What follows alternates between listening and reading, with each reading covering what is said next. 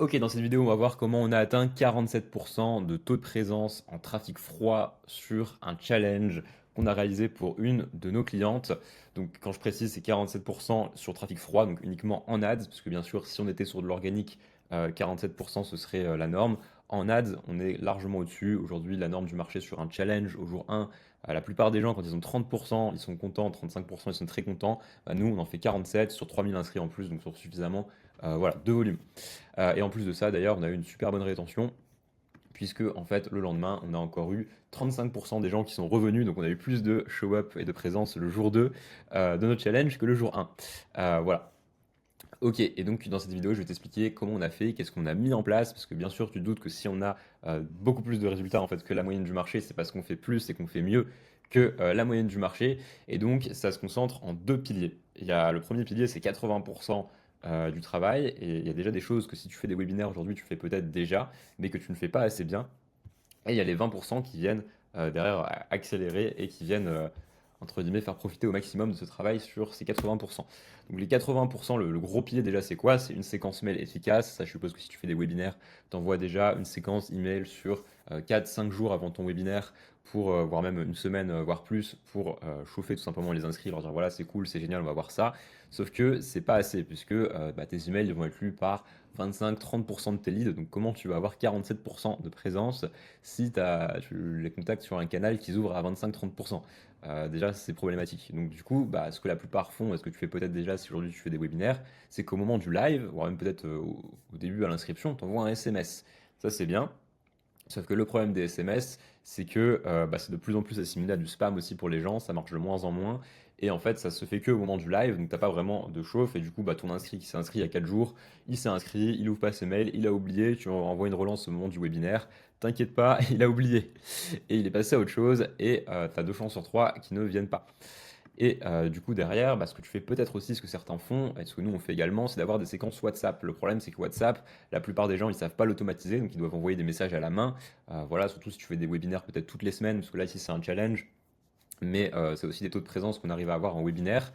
En fait, derrière, si tu envoies à la main toutes les semaines, ou même 2 fois par jour sur un challenge, genre même 5, 6, 7 fois par jour, hein, on envoyait des fois jusqu'à 7 à 8 messages par jour les jours de live, parce que c'était un challenge sur 3 jours, eh bien, toi, y penser, mettre des rappels, c'est un truc de fou. Si tu as une agence aussi, peut-être que ça te rend fou d'envoyer des messages tout le temps.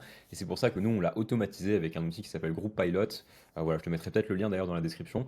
Et ça fait vraiment la diff, parce que tu oublies tout simplement aucun message dans ta séquence WhatsApp, t'as pas à y penser. Et derrière, au moins, tu as une séquence qui est programmée, qui est propre, et ça se fait fluidement. Et au moins, tous les messages sont envoyés à la bonne heure dans le bon groupe. Donc ça, c'est la première partie.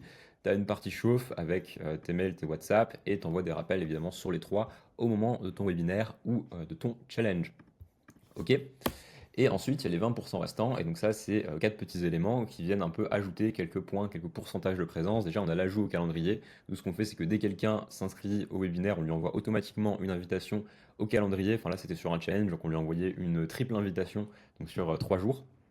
Et en fait, derrière, tu as une partie de tes prospects qui vont ajouter tout simplement l'événement dans leur agenda. Et derrière, comme ils vont le voir dans leur agenda, ils vont y penser plus, ils vont le voir aussi avant. Et donc, ça va permettre de gratter en général entre 1 et 3% de présence. Donc, c'est pas énorme, mais c'est des petites choses qui, mises bout à bout, en fait, vont augmenter le taux de présence et passer de 30-35 à 40-45, 47% de présence.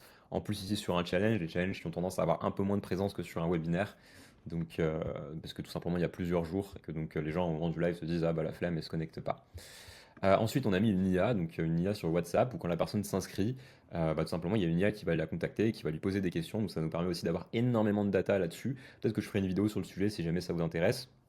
Mais du coup, voilà, c'est une IA qui va discuter avec le prospect, qui va creuser ses peurs, qui va creuser pourquoi la personne s'est inscrite aussi, pour voir si on a les bons inscrits en face, et qui va permettre du coup d'ajuster en fait le marketing, le wording, etc. Ensuite, on a du coup le workbook. Donc, nous, on avait mis en place tout simplement un workbook que les gens pouvaient remplir. C'est tout simplement, on avait créé ça avec Claude, on avait codé un site sur lequel les gens pouvaient venir rentraient leur mail, ils avaient leur workbook personnel. Et avant le live, tout simplement, bah, ils pouvaient déjà remplir des choses. Et il y avait d'autres choses qui se débloquaient pendant le live avec des exercices faits en live. Donc forcément, les personnes qui remplissent le workbook, derrière, qui ont rempli la partie de préparation, bah, ils ont envie d'aller faire la suite, ils ont envie d'aller faire les exercices qui sont débloqués pendant le live. Et donc, ils se connectent le jour du live. Et surtout, ils ont une meilleure rétention sur jour 2, jour 3, etc. sur des challenges, sur des événements sur plusieurs jours. Donc ça, c'est pas une stratégie que je fais forcément pour du webinaire, mais sur des challenges, c'est pas mal. Ça permet d'optimiser la rétention et ça permet aussi de récolter de la data en fonction des réponses tout simplement qui ont été obtenues pour pouvoir derrière bah, trouver des nouveaux angles de publicité, etc. pour les prochains challenges. Et la dernière chose, c'est des vidéos de chauve. Donc ça, c'est peut-être qu'il y en a aussi qui le font déjà.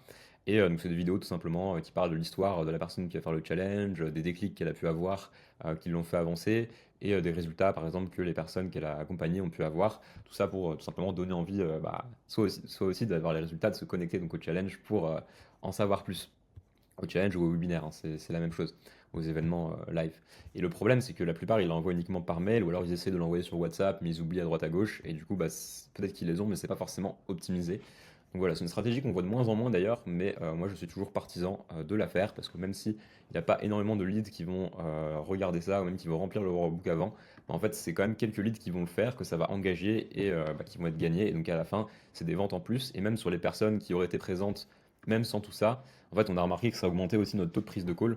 Parce qu'il y en a des fois, s'ils disent, c'est que, ok, on ajoute du SMS, on ajoute du WhatsApp, donc le taux de show-up, il va augmenter peut-être de 15%, mais derrière, le CA, il n'augmente pas en fait en conséquence, parce que les gens qui viennent, c'est des gens qui sont un peu froids, peut-être qu'ils partent au bout de 5 minutes, alors qu'ici, bah, tu peux le voir sur 3000 inscrits, si je reprends le jour 1, en fait, on a touché les 1000 personnes connectées en live en simultané. C'est-à-dire qu'on a littéralement 33% des personnes inscrites qui sont là, présentes en simultané, qui restent. On a une grosse rétention jusqu'à l'offre qui était autour d'à peu près 1h30. Après, forcément, ça diminue un peu, c'est pareil pour tout le monde. Mais on a eu une énorme rétention, énormément de personnes qui sont venues, qui sont restées. Là où, là aussi, sur les plus gros challenges aujourd'hui, quand ils ont 20 des leads tout simplement qui sont connectés en simultané, ils sont contents. Et quand ils ont 25, ils sont vraiment super contents. Nous, on a 33. Donc c'est pour te dire à quel point c'est important aussi, au-delà de les faire venir, de ne pas les faire venir 5 minutes, mais de les faire rester. Donc ce que font la plupart des gens, tout simplement, c'est que bah, ils ont une page d'opt-in, voilà, ils ont des ads qui redirigent vers une page d'opt-in. Ensuite, ils envoient une séquence mail. Et en fait, le problème, c'est que voilà, ils ont juste une petite séquence mail. Éventuellement, ils envoient deux trois messages sur un groupe WhatsApp. Le moment du live, ils envoient des mails, des SMS, éventuellement un ou deux rappels sur WhatsApp. Puis après, il y a le live. Les prospects, ils sont un peu froids. Ils viennent. Ok, bon, ils ont reçu un SMS. Ah oui, c'est vrai, je m'étais inscrit à ça. Ils viennent. Ils sont là un peu en mode touriste, donc ils prennent pas de call. Ou alors ils prennent un call un peu en mode touriste. Et du coup, ils vendent. Ils n'achètent pas tout simplement en call. Ou si vous vendez en direct, bon, ils sont là, ils regardent. Et puis tout simplement, ils repartent du webinaire en mode bon, ok, c'était cool, mais je suis pas forcément envie, je suis pas forcément engagé pour tout simplement aller acheter quoi. Et nous du coup ce qu'on fait c'est qu'on a une stratégie un peu plus longue qui va vraiment en fait faire vivre une expérience au prospect. En fait avant de se demander mais comment je peux lui vendre, comment je peux avoir le meilleur marketing, on s'est demandé mais comment lui faire vivre la meilleure expérience possible en challenge pour que derrière il ait envie au maximum d'acheter. Et donc bah, tout simplement il va recevoir une séquence mail, mais il va aussi recevoir une séquence WhatsApp, il va aussi parler avec une IA. Donc tout ça, ça a pour but de le chauffer et de l'engager déjà avant le live pour qu'il vienne, pour qu'il prenne un call et pour qu'il achète aussi à la fin. Hein, bien sûr ça se voit sur le show up mais ça se voit aussi sur la prise de call, sur les ventes, etc. Voilà, pour info, sur ce challenge, on a booké plus de 300 R1, les agendas des closers étaient remplis. Donc voilà. Ensuite, du coup, on a évidemment tous les rappels pour le live. Donc là, SMS, mail, WhatsApp, IA, calendrier. Donc on a un peu plus de rappels, on est un peu partout. Mais bon, on les envoie pas forcément en même temps. Comme ça permet un peu de jouer et de jongler entre les canaux.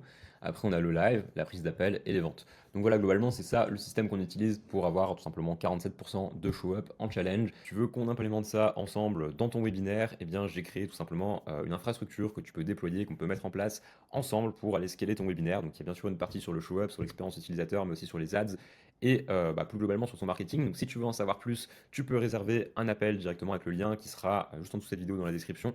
J'ai rouvert du coup des créneaux d'appel, j'avais fermé la dernière semaine, mais là on est reparti et je reprends du coup bah, plus de personnes, plus de clients là-dessus. Donc voilà, tu peux directement cliquer sur le lien qui sera dans la description. C'était Valentin et je te dis à très vite.